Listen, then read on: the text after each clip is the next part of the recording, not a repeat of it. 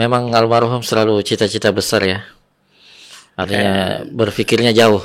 Berpikirnya jauh almarhum, dia bilang, saya mau bikin pesantren bukan pesantren seperti biasa. Pesantrennya luar biasa.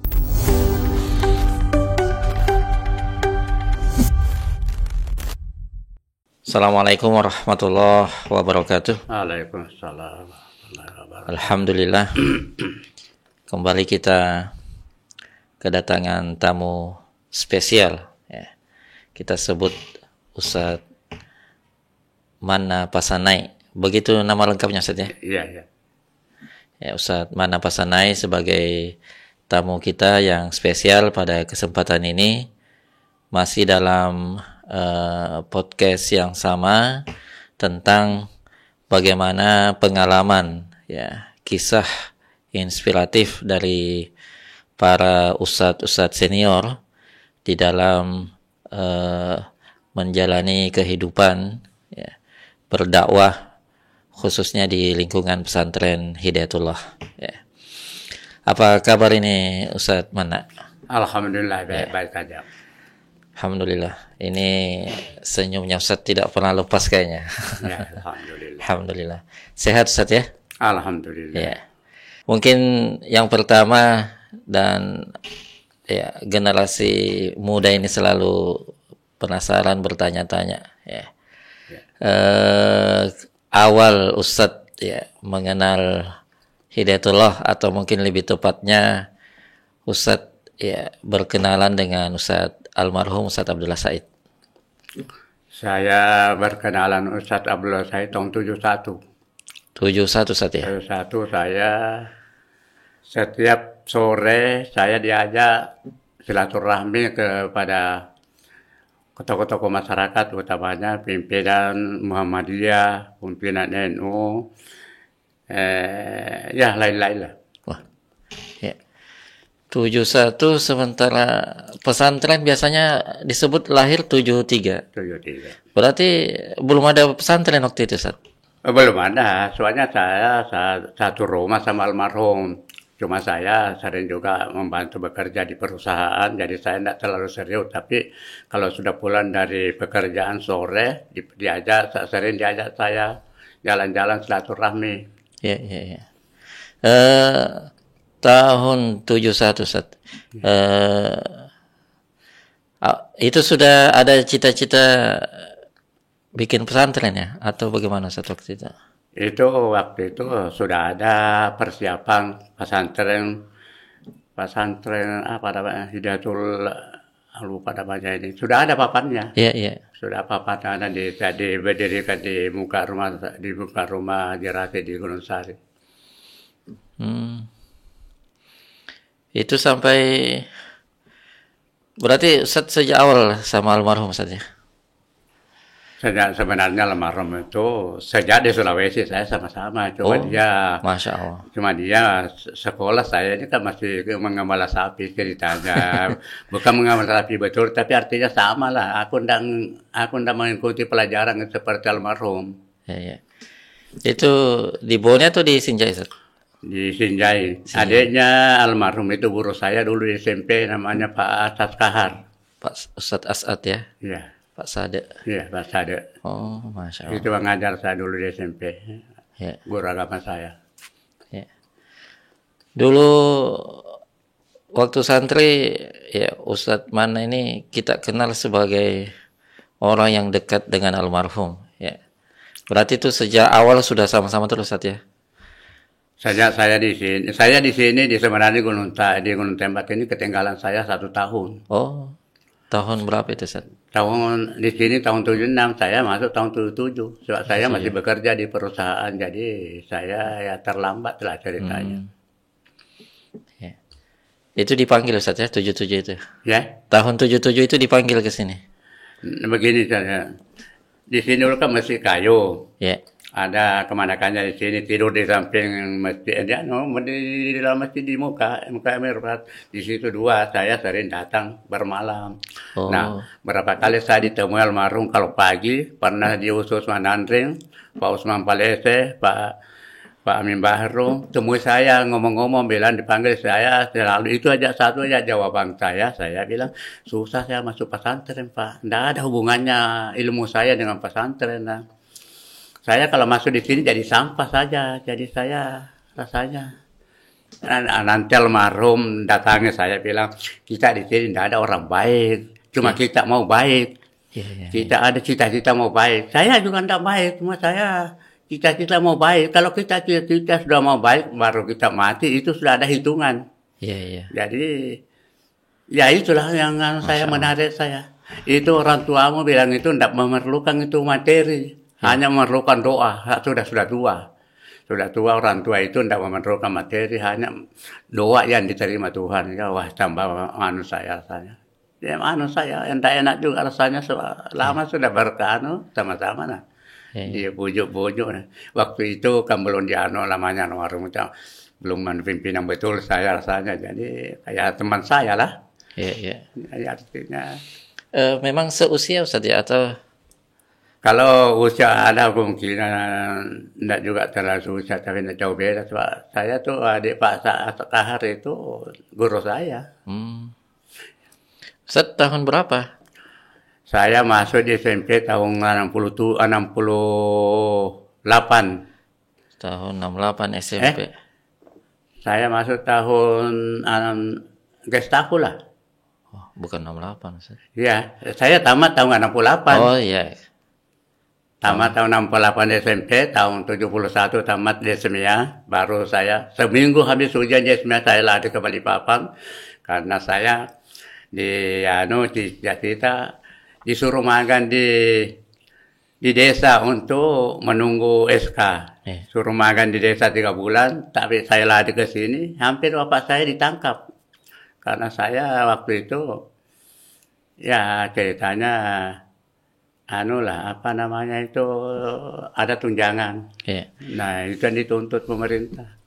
SMIA kan sekolah favorit juga Ustaz ya?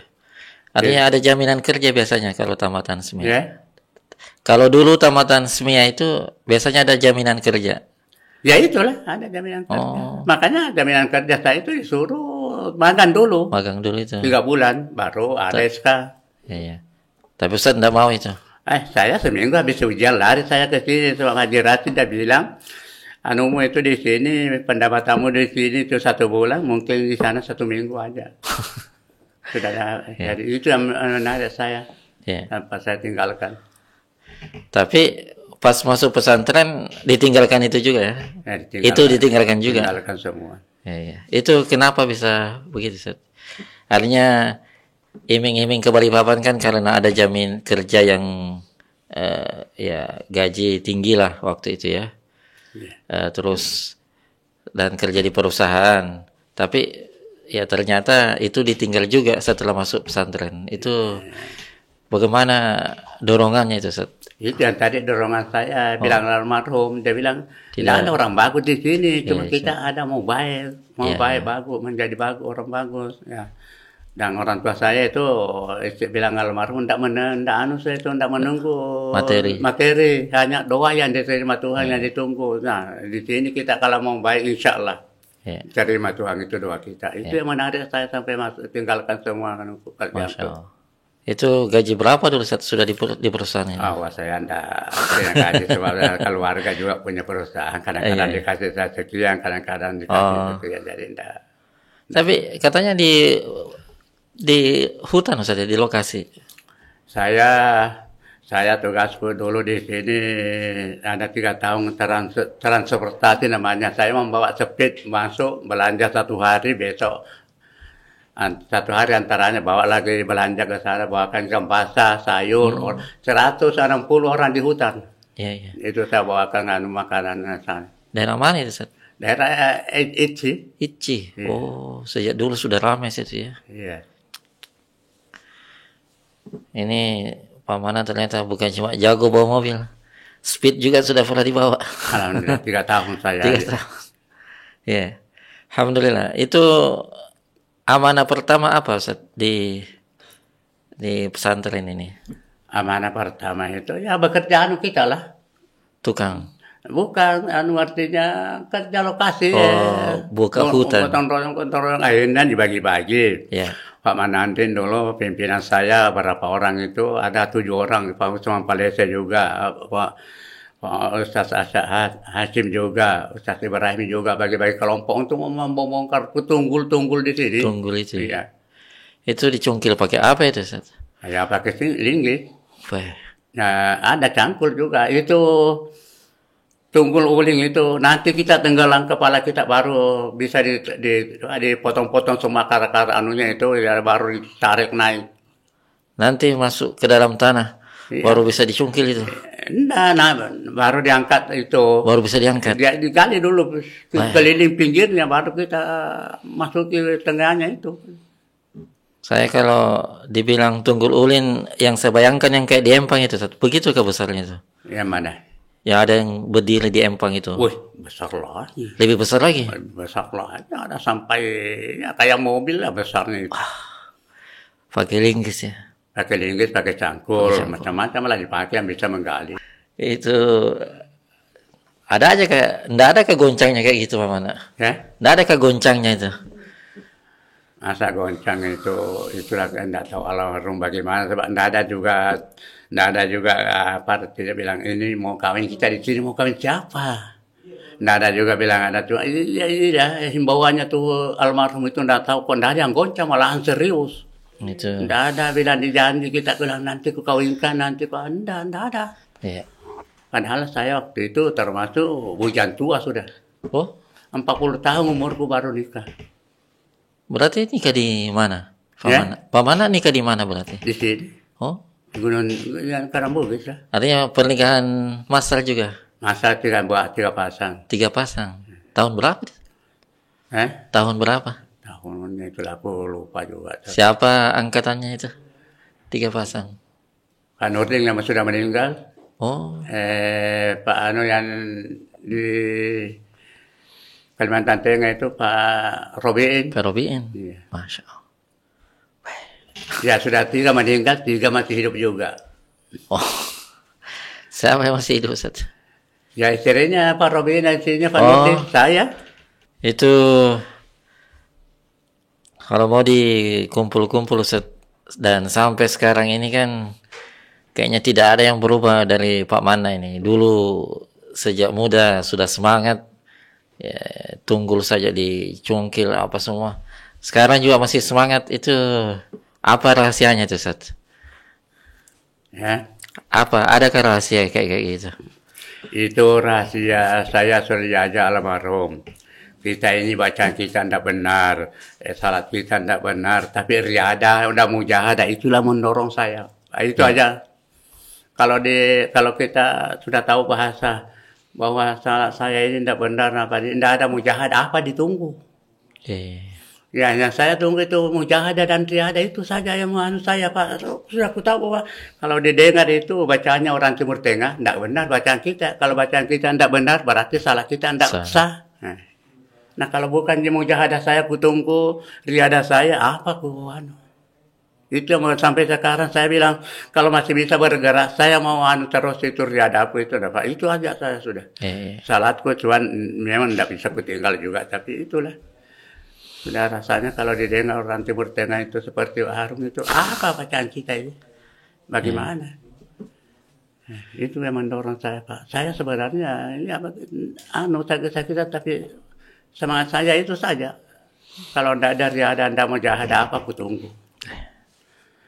Sama juga di pesantren ini dulu. Sekarang saya boleh kata sudah tidak ada apa-apa. Kalau kita tidak apa namanya? Kalau malam. Apa namanya kalau malam? Apa itu? Ribat. Enggak gotong royong, enggak apa-apa itu. Kerja bakti. Apa yang menarik kita ke Hidayatullah? Mungkin tinggal di Hidayatullah, tapi bukan Hidayatullah kita. Enggak ada yang diikuti. Enggak ustaz juga, enggak guru juga, enggak apa juga. Kalau itu ditinggal itu. Cuma sekarang saya enggak bisa lagi kerja bakti. Enggak bisa juga saya. Ya, itulah saya menurut terus itu. Ustaz tidak kerja bakti, tapi selalu ada di lokasi. Kasih semangat, Ustaz ya. Ya itulah menurut saya. Tapi kadang-kadang juga saya bilang kalau saya di sana nggak kerja bakti kan enak Iya, juga. iya. Jadi saya kadang-kadang nggak ke sana. Berapa usianya sekarang, Ustaz? Ya kemungkinan lebih 70 atau 70-an lah. Ya, sejak santri ya atau semua santri kenal Ustadz ini sebagai orang dekat almarhum. Apa saja dulu tugasnya nih, Ustadz? Ya, Se- juga saya di almarhum. Ya, Tugas saya supir 9 tahun. Supir pribadi di almarhum. Yang kedua, saya disuruh tahu itu dapurnya almarhum. ya. Ya, jadi saya tidak bisa jauh dari almarhum dulu. Itu sama Ustadz, apa merangkap itu sopir juga, dapur juga atau beda? Ya artinya itu kalau saya ada di sini, saya lagi suruh istri saya tanya bagaimana ibu, ada ke berasnya, ada kayak anunya, garamnya apa itu semua istri saya aku suruh tanya itu. Kalau enggak saya pilih belikan.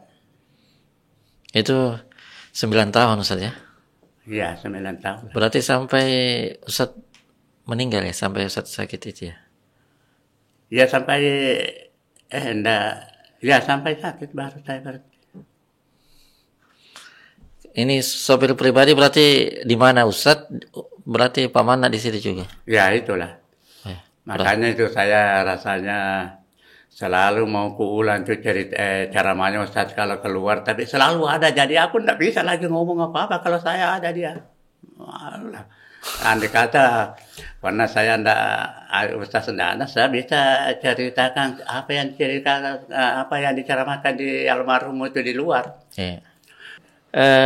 Kalau cerita-cerita Ustadz yang menarik yang masih dikenang ini selama jadi sopir, itu ada ke Ustadz selama perjalanan biasa? Banyak. Banyak ya. Banyak. Di situ mungkin di situ Ustadz Mana belajar juga ya selama. Ya, saya belajar di almarhum itu bilang, Ya. kita ini memiliki pesantren bukan untuk kita, anak cucu kita. Kita ini mau tidak mau pasti masuk nanti kita tenggelam. Kalau sudah datang datang istilahnya sudah mau dipasang jendela, jauh apa datang itu datang semua itu yang mau perlukan. Kita ini pendaki ceritanya itu kalau sudah datang seperti Pak Zainuddin Musadat itu kan istilahnya itu jendela, pakai jas, pakai apa itu masuk. Itu nanti kalau diperlukan itu datang itu. Jadi itulah kita di sini di Datullah jangan kita membikin orang. Orang membikin baru kita pakai. Jangan kita yang bikin baru orang yang ngambil. Nah, sekarang ini begini. Kulihat. Iya. Data Pak Zainuddin Musadat, data Pak Nur Samsa, data Pak Anwar di Bone itu, siapa namanya itu? Ismail Muhtar. Pak Muhtar itu kan sarjana semua. Iya. Datang si lagi itu dia pernah pimpinan sana Alia di sini yang itu rasa kurang siapa itu? Bukhari. Pak Nasri Bukhari. Itu semua bilang sudah bilangnya almarhum dulu orang bikin tapi kita yang ngambil. Ya. Tapi satu sisi Pak Man ya, Pak memang almarhum selalu cita-cita besar ya. Artinya berpikirnya jauh. Berpikirnya jauh almarhum dia bilang. Nah memang ku dengar juga dulu di Gunung Sari waktu berenam orang di sana saya mau bikin pesantren bukan pesantren seperti biasa. Pesantrennya luar biasa. Ya. Pak saya mau antar waktu itu Haji Raja Pak sudah bersalam. Jadi saya di sini membuat pesantren bukan seperti orang. Saya kafatalin nas rahmatalil alamin.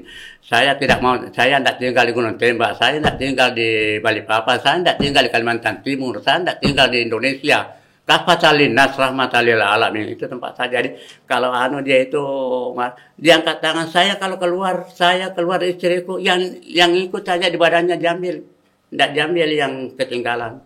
Masya Allah. Begitu itu yang menempati saya sampai sekarang ini kubi. Wah jauh beda sudah dunia almarhum ini. Luar biasa ya. Kafatalin nas rahmatalil alamin kita ini. Sejak dulu sudah dibilang itu Ustaz ya. Awal Sejak itu, awal ya. Awal itu. Atau mungkin ini juga yang bikin semangat santri dulu Pak ya? Ya. Ini juga yang bikin semangat. Karena diajak juga berpikir untuk besar, cita-cita besar begitu. Ya diajak juga kita menjadi pimpinan, Ya. menjadi pemimpin lah. Tapi kalau kita ini ketemu saya seperti ketemu Jamaluddin yang meninggal di Mekah, Ambotan apa segala itu. Sudirman dia bilang mau jadi pimpinan apa? Kita begini nah cangkul aja dipegang. Kadang-kadang ngenyek kita begitu kan. Iya, iya. Ya begitu aja kita. Tapi itu kan canda aja, Ustaz. Ya. Itu kan canda-canda saja itu ya. Ya itulah kalau aku pimpinan kita ceritakan mau jadi pemimpin ya mau jadi pemimpin apa kita kalau begini. Pegang cangkul terus. Tapi kan intinya ya kepemimpinan ya ketaatan juga itu, Ustaz. Ya itu. Nah, dan ya itu tadi Ustaz Fana dikenal punya tugas-tugas khusus, itu kan berarti sebagai orang yang dipercaya juga seperti itu. Dan bukan 1 tahun saja sampai bertahun-tahun ya 9 tahun, Masya Allah. Terkait dengan rumah tangga, Ustaz, dengan rumah tangga almarhum maksudnya itu memang tugas dapur itu ya. Ya, Maksudnya menyiapkan kebutuhan dapur, Ustaz, atau memang juga ikut bantu masakan almarhum dulu? nah itu rumah tangga saya dengan rumah tangga almarhum waktu itu termasuk saya sendirian jadi keamanan. Jadi petugas sendirian saya di kampus, tidak ada yang temani saya 9 tahun itu. Putri memasak, laki-laki mengambil nasi. Nah, di situ pertemuannya di Gesas 2. Nah, Ya. saya ajak sendirian. Nah, itulah saya tidak bisa jauh dari itu, sebab itu tugas saya begitu. Oh, sekaligus keamanan situ ya. Iya. Bayangkan ya, waktu kalau sahur kita dulu, itu kelas perempuan itu lantai bawah penuh semua lantai atas penuh sendiri aku jaga. Nah, apa namanya? Santri waktu itu kasih tahu bilang itu nasi itu sudah dihitung segitu piring segitu juga orangnya, jadi kada ada orang ngambil 2 piring berarti ada orang tidak sahur. Nah, kalau tidak sahur orang gara-gara kamu lah masuk neraka, rugilah kamu. Itu motivasi saya. Rugilah kamu tinggal di pesantren, kok di pesantren masuk neraka, Kak? Karena mencuri nasi. Jadi alhamdulillah saya di atas saja melihat santri di bawah, alhamdulillah tidak ada kurangnya nasi. Itu berarti bukan cuma rumah tangga almarhum yang diurus, karena ngurus dapurnya Putri juga maksudnya. Nah, kalau itu hampir semua di dalam pesantren saya ngurusin semua kalau begitu, sebab saya semua yang jagain. Oh. Artinya memang pernah jadi petugas dapur, Ustaz ya? Tidak pernah saya petugas dapur, tapi mendampingi Pak dapur dengan rumahnya almarhum berdekatan. Dapur di situ, rumah saya di tengah rumahnya almarhum. Oh. Dia tahu di situ. Di situ dulu dekat dapur. Ya. Dulu waktu santri ada istilah sumur Pak Mana. Itu bagaimana ceritanya, Ustaz? Apa? Ada istilah sumur Pak Mana yang dulu saya dulu itu Pak Mana yang gali kah? Saya ditugaskan dulu ada namanya emban raksasa dulu di sana itu. Nah, itu saya dulu bertiga, Jamaluddin, Sudirman. Saya termasuk pimpinan bos lah. Iya. Ada sumur, ada empang besar itu di pinggir situ nah. Yang ditimbun itu pinggir itu paret.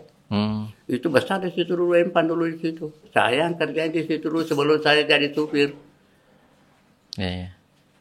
Kalau yang yang di bawah Prasmanan itu ada sumur juga? Ada. Itu sumur apa itu? Saya sudah punya anak baru bikin di situ. Santri suruh Pak Gali. Nah itu senang betul almarhum Pak. Ada memang enaknya itu nah. Kalau dia ke Karambukit mesti bawa 1 jerigen untuk minum sampai sana. Ditimbun di situ nah di belakangan. Enak yang betul di situ. Meguri. Iya. Artinya bisa diminum mentah lah dulu, tidak dia apa-apa. Yang enaknya. Itu yang dikenal juga sumur Pak Mana ya? Iya. Iya. Banyak betul ini, ada dapur Pak Mana, sumur Pak Mana. Ya, sumur saya mandi semua santri putih di sumur. Banyak sumur dulu aku bikin. Oh, memang banyak dibikin. Banyak, ada 6.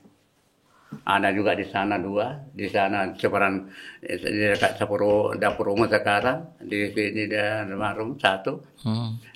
di dekat rumah saya 1, jadi 2 di situ dekat. Di situ semua mandi santri putri yang tidak mau, yang santri putri artinya yang sudah tua-tua lah.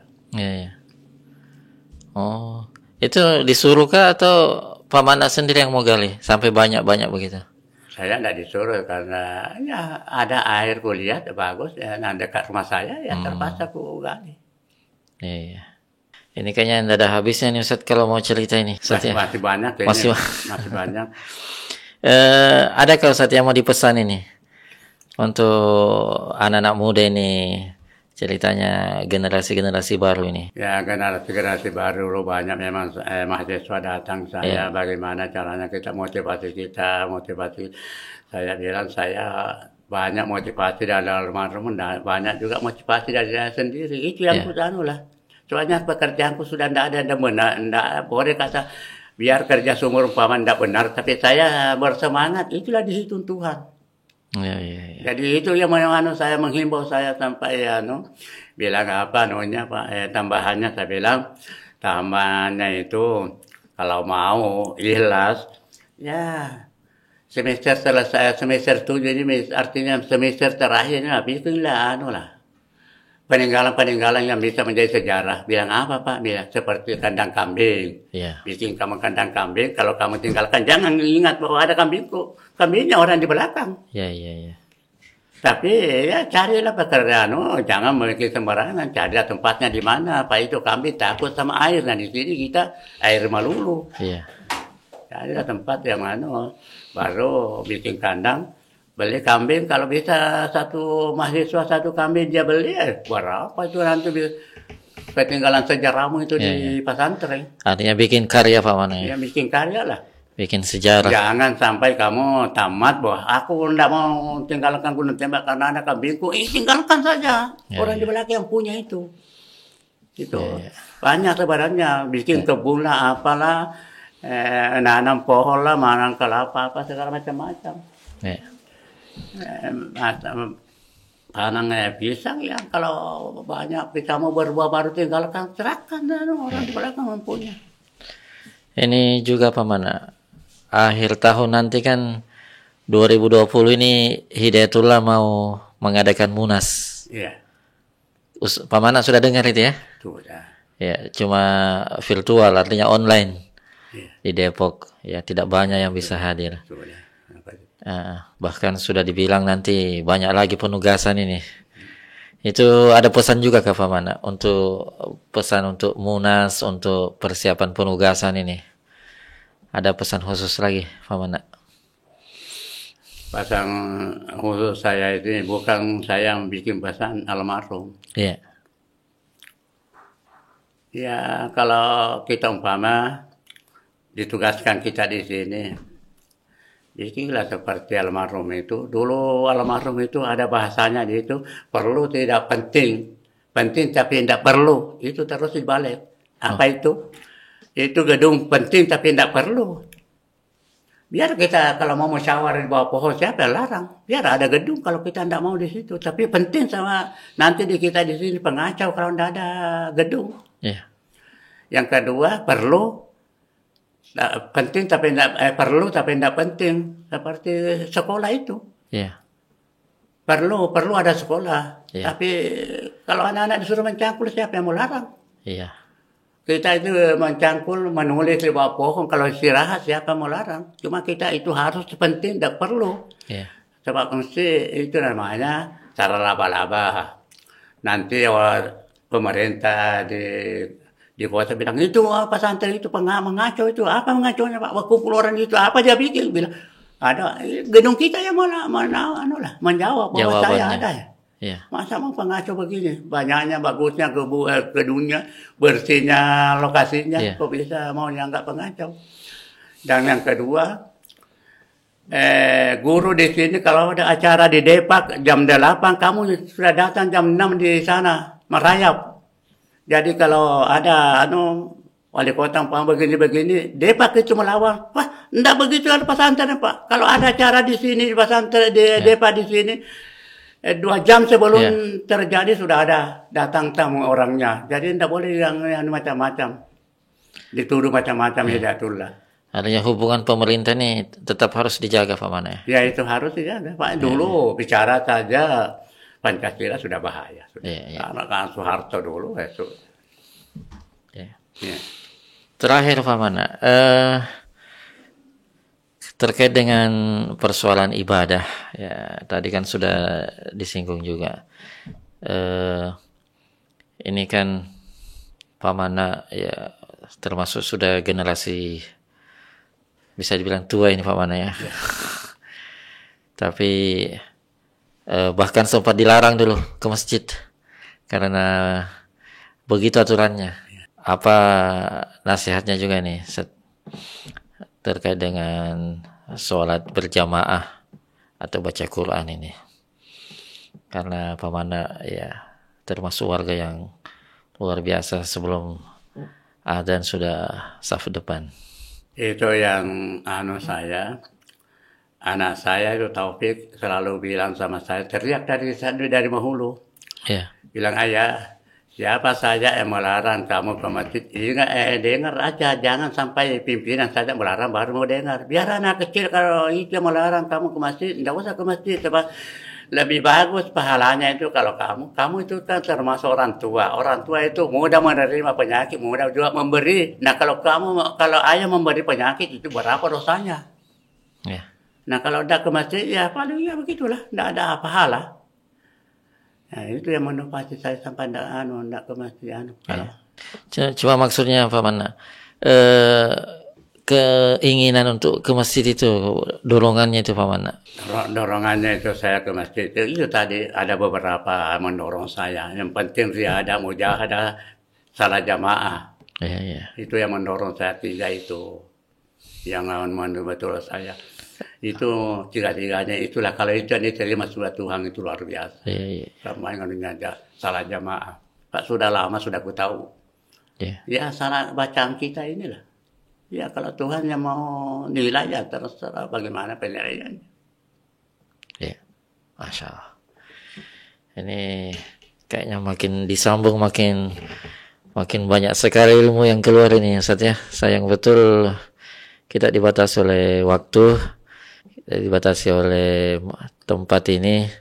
Tapi ya semoga apa yang Ustaz sampaikan ini semuanya sudah terekam dengan baik. Dan jadi ya yang paling penting itu tadi, banyak nasihat yang harus kita dapatkan, banyak motivasi yang harus kita dengar dari para orang tua kita, dan ya salah satunya tamu kita pada saat ini Ustaz Mana Pasanai, ya semoga Allah Subhanahu wa taala senantiasa memberikan kesehatan kepada beliau, memberikan keikhlasan, keistiqomahan, dan kita para generasi berikutnya bisa mencontoh beliau-beliau insyaallah. Terima kasih banyak ini Ustaz Mana ya. Ada dulu kasih tahu. Ya. Kalau kita dari kota masuk di sini kan ini namanya kampus kita, kampus 3 dimensi. Oh, apa itu? Kalau kita masuk dari pintu di sini liwat ke sana itu namanya dimensi alamiah. Dimensi alamiah. Alamiah karena hutan lindung. Ya. Sampai di pertengahan pematang di sana ini dimensi ilmiah. Dimensi ilmiah. Pendopo. Ya, namanya ada pendopo, ada pendidikan, dimensi alamiah namanya. Kalau di pertengahan lapangan ini sampai ke sini namanya dimensi Islamiyah karena ada masjid. Oh, Masya Allah. Itu pesannya almarhum juga ya? Ya, itulah almarhum ya. Kan itu begitu. Wah. Ya, terima kasih banyak nih Ustaz. Tambahan pesan emasnya ini. Ya, alhamdulillah. Ada dimensi alamiah, Islamiyah, ilmiah, dan betul-betul kalau ini digabung Masya Allah. Ya, kalau ini namanya ya kampus itu 3 dimensi. 3 dimensi ya. Ya, alhamdulillah. Ya, begitu Ustaz. Sekali lagi minta maaf ini waktu yang membatasi, dan insya Allah apa yang Ustadz sampaikan menjadi amal jariah, pahala buat keluarga Ustadz semoga diberkahi sekali lagi dan menjadi keturunan yang soleh dan solehah. Amin amin. Amin. Ya. Terima kasih banyak Pak Manda. Assalamualaikum warahmatullahi wabarakatuh. Waalaikumsalam.